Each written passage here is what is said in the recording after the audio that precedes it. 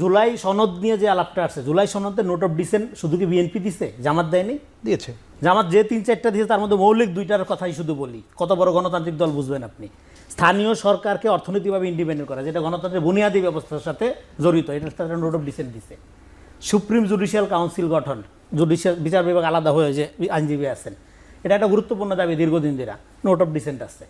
তাইলে সব মাছ ময়লা খায়, একটা মাছের নাম এই দুটো বিএনপির কি আছে? এই দুটো বিএনপির নোট অফ ডিসেন্ট, এই দুটাই পার্টিকুলারলি আছে কিনা আমি জানি না। বিএনপির আর অনেকগুলো আছে, বিএনপিরও আছে, এই দুটোতেই আছে। বিএনপিরও আছে। বিএনপি জামাত এখানে একমত না না, এই যে বিএনপির কথাটাই না এখন কেন আনলেন? কেন আনবো না?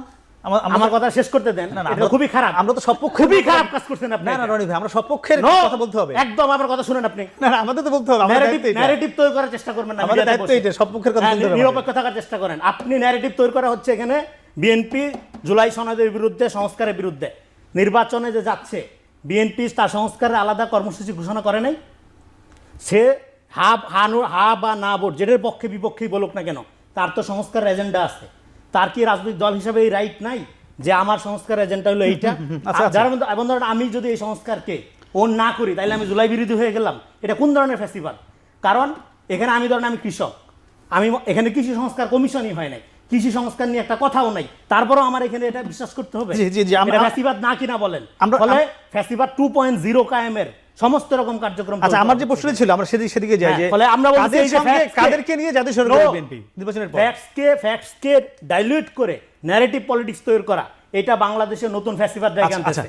এটা মিডিয়াকে আপনাদের প্রতি আমার কোনো রাগ নাই, আমি যে প্রশ্ন করছিলাম সতর্ক থাকতে হবে। জাতীয় সরকারের কথা সবাই বলতেছে, গণ অভ্যুত্থানের পরে বিএনপি, জামাত, এনসিপি সবাইকে মিলা দেশ চালাইতে হবে, এটা আমরা ছোটবেলা থেকে বলতেছি। কিন্তু এখন কাদেরকে নিয়ে করবে? কাদেরকে নিয়ে করবে এটা বিএনপি জানে, ক্ষমতা আসুক তারপরে করবে। তারা তো জোট যেটা করে তো আলাদা জোট করে নেই, তাদের যে আন্দোলনের জোট সেই জোটই আছে, এবং সেখানে তারা আসন সমঝোতার মধ্যে যাচ্ছে। ফলে আমাদের যেটা করতে হবে, পলিটিক্সটা ট্রান্সপারেন্ট হইতে হবে। আমি শুধু যাদেরকে নিয়ে আন্দোলন করেছিল তারা তো সেখান থেকে অনেকে বেরিয়ে গিয়ে আরেকটা জোট করেছে, জামাত জুটে যাবে, জামাত জোট আসলে তারা জামাত জুটে যাবে। তাহলে তাদের ছাড়া একটা আলাদা জাতীয় বলতে কি সবাইকে নিয়ে তো জাতীয় হয়। আবার আমার জাতীয় সংজ্ঞা যদি মনে করি ও জাতির অংশ না, ও বিজাতি বা কুজাতি, আমার মতো করে আমি জাতীয় বানাই নিয়ে করবো, অসুবিধা নেই। একদমই। একটু যেতে চাই রাসেল, আপনার কাছে আমরা অনেকক্ষণ সময় এখানে চলে গেল, যদিও জামাত শুরু থেকে তেমন জাতীয় সরকারের কথা বলছিল না, যেটি তারেক রহমান শুরু থেকেই বলছিল, কিন্তু জামাত ইদানিং বেশি জাতীয় সরকারের কথা বলছে। আজকেও তারা সকালে একটি কূটনৈতিক সংখ্যা আয়োজন ছিল, সেই আয়োজন শেষে বলেছে তারা জাতীয় সরকারের বা 5 বছর একসঙ্গে দেশ চালানো লাগতে পারে। মানে এখন কেন জামাতের এই প্রয়োজনীয়তাটা এত বেশি বাড়লো? আমি সত্য জানবো তো দর্শক, তার বিরতি ফিরছি খবরের সঙ্গে থাকুন।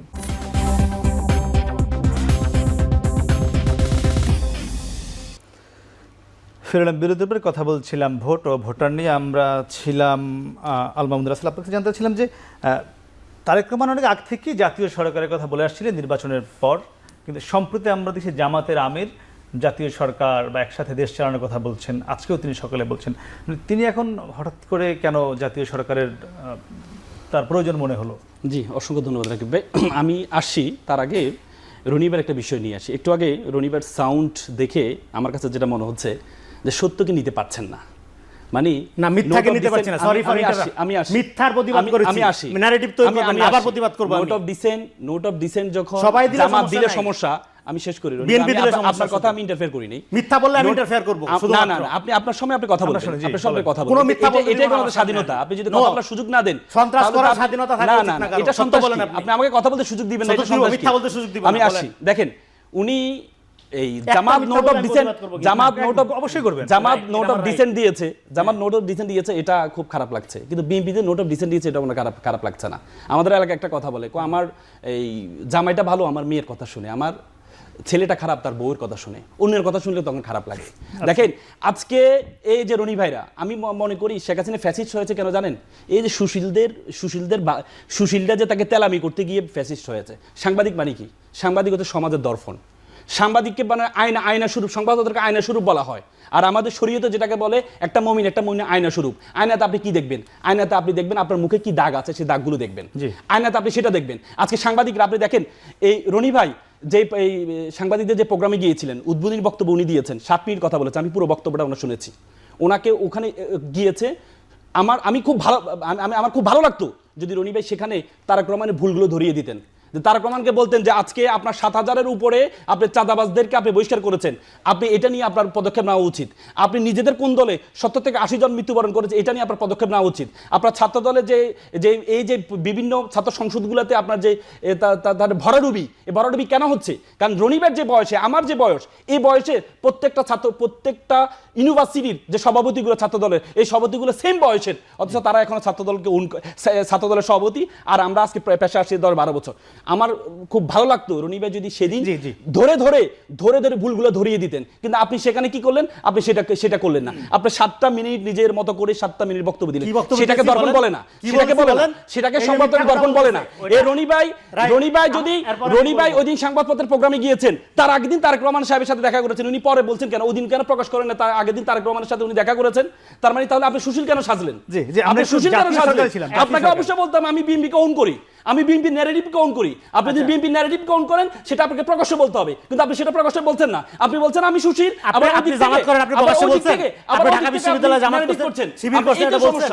সমস্যা এখানে আপনি সুশীল একদিকে ছাড়ছেন, আবার যখন বিএনপি ন্যারেটিভ গ্রহণ করছেন আবার আপনি বলছেন আপনি এটা ওন করছেন, এটা তো সমস্যা। আমরা ছিলাম জাতীয় সরকার। দেখেন আমি ইউনিটি গভর্নমেন্টের কথা কেন আসি, ইউনিটি গভর্নমেন্টের প্রথম 20 সেকেন্ডে বলবেন। ইউনিটি গভর্নমেন্টের প্রথম কথাই কিন্তু 32 দফায় তারেক রহমান লন্ডনে থেকে বলেছেন যে আমরা ইউনিটি গভর্নমেন্ট তৈরি করতে চাই।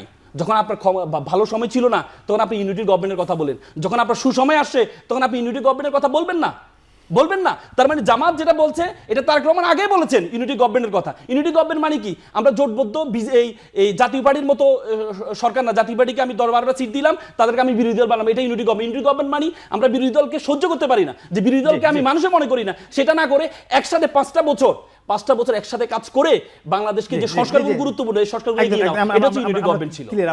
ধন্যবাদ। দেখেন আমি